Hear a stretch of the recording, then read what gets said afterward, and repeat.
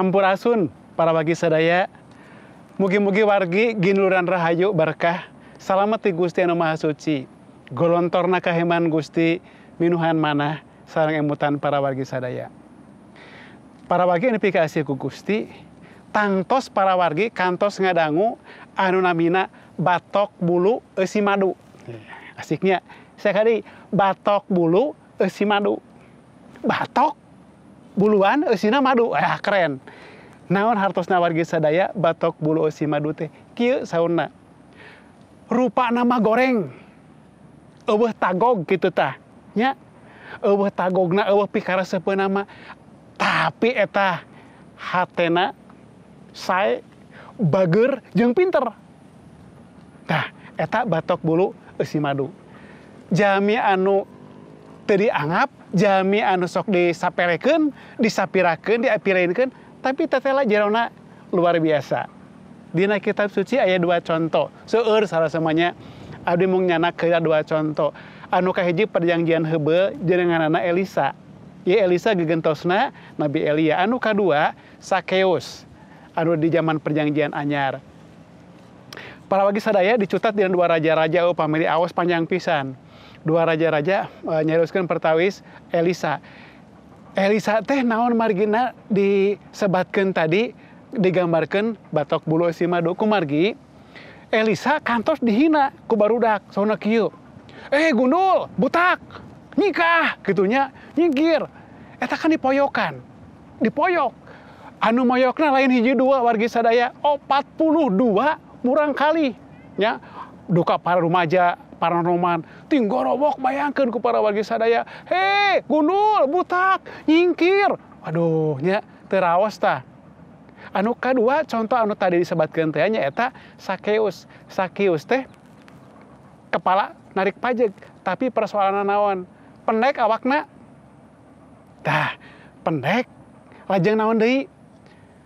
Upah mitos pendek itu saja bete pendek teh anjeunna teh kepala penarik pajak. Sok dihina naon margina. Ku margi anu narik pajak ieu patarina sareng bangsa deungeun. Hayu urang tinggal hal-hal sanesna para wagi sadaya nya. Elisa jalmi anu dianggo ku Gusti luar biasa. Ieu 2 jalmi teh janten luar biasa di pen Gusti.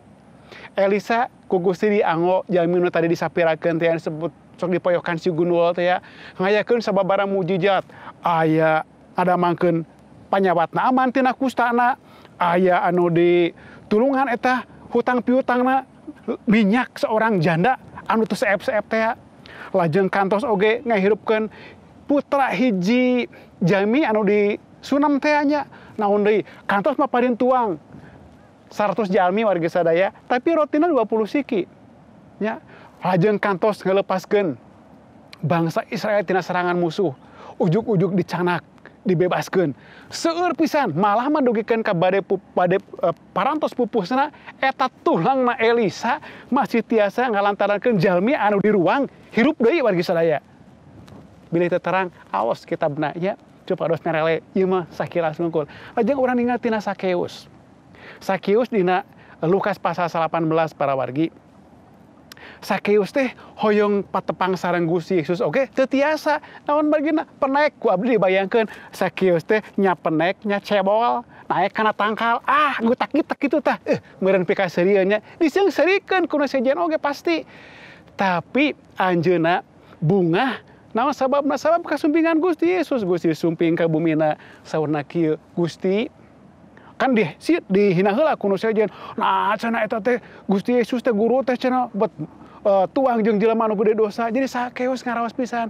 Tapi Sakeus janji, Gusti, satengah tina harta banda abdi, satengah kabeungharan abdi bade pasikeun kana miskin. Bilih sareng bilih aya anu dipaksa ku abdi kapungkur diperes sejadi pulangkeun opatikel. Berarti Sakeus bisa janten jalmi anu sangsara ayeuna kakirangan maksudna ekonomina ku margi satengahna dipasikeun kana miskin encan ke jalmi anu ngaku diperes tuh pan. Tapi para wagi sadaya Gusti Yesus ngandika dina Lukas pasal 18 ayat 8 poe ieu imah geus didatangan ku kasalamatan salebab jelema ieu oge turunan Ibrahim keneh ya. Pangna kami datang ka dunya teh rek nyalametkeun anu leungit. Para wagi sadaya anu dipikasih ku Gusti Yesus. pangetan aya di antawis para wargi anu diapilainkeun ku batur, dihina, disapelekeun, dilelece, pedah salirana henteu nyakapan dianggap teu lumrah. Tong alit manah, ulah minder, ulah rendah diri, hayu sumerah ka Gusti. Para badi pasti anggo ku Gusti. Mercantenkeun diri ka Gusti, Gusti baris nganggo pala wargi janten jami-jami anu luar biasa sapertos anu kaalamanku Elisa sareng ku Sakeus. Gusti yakin ngaberkahan para wargi sadaya. Abdi percanten dinten ieu berkah kasinugrahan ti wargi anu sumerah ka Gusti. Wargi percanten Gusti nyarengan ka wargi sadaya. Hayu urang tumungkul, urang nareda ka Gusti. Nun Gusti Pangeran Rahman Rahim, hatur nuhun kanggo Gusti anu parantos lungsur ka alam dunya. Siap abdi khusus nareda ka Gusti kanggo jami-jami anu waktos ayeuna pangitan ngaraos disapirakeun, diapilainkeun, ngaraos teu dianggap, ngaraos dilelece, kumargi salirana anu benten tinu sanes. Tapi Gusti ngabuktoskeun upami Gusti nganggo Elisa janten nabi anu luar biasa. Gusti nganggo Sakeus oge nyadarkeun kanggo abdi sadaya dugikeun ka Gusti ngabarokahan Sakeus.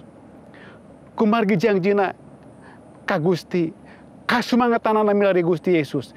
Berkahan bilih aya di antawis jamaah Gusti, umat Gusti anu enak ngadangukeun, anu kantos ngalaman, dihina dilelece, teu dianggap kuno sanes, paparin panglipuran, paparin pitulung, anggo aranjeuna jami-jami sapertos kitu, janten hormat kamuliaan kanggo jenengan Gusti. Hatur ribu nuhun, ieu panadapan nuhun disambat disuhunkeun kalayan asmana Gusti Yesus. Haleluya. Amin. Gusti kahan wargi sadaya. Pilihan.